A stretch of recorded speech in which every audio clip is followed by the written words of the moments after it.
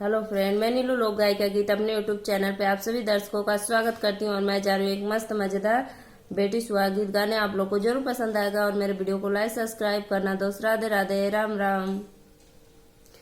ए तनी जतनिया से पाला मोरी बेटी, अरे पाला मोरी बेटी, अरे ले गए सुगनमा उड़ाए नाजू के सुहाग बा, ले गए सुगनमा उड़ाए नाजू के सुहाग बा।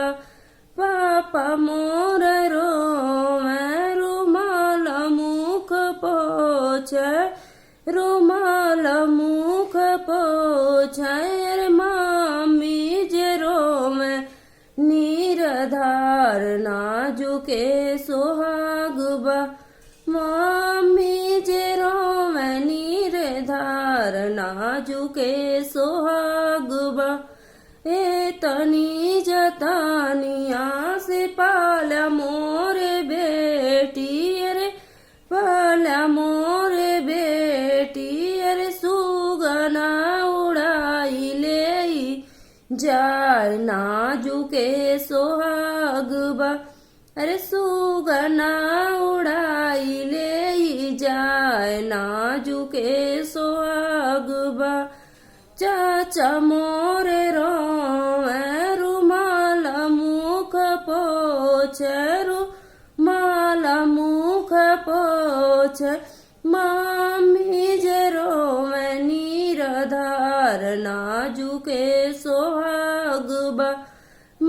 चाची जे रोवे नीरधार नाजू के सुहाग बा।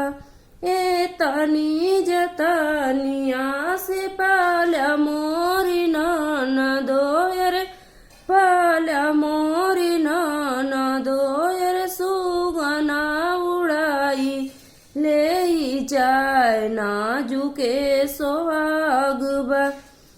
भैया मोरे रोवे रुमाल मुख पोछे, रुमाल मुख पोछे, रे भाभी जे रोवे नीरधार नाजू के सुहाग बा।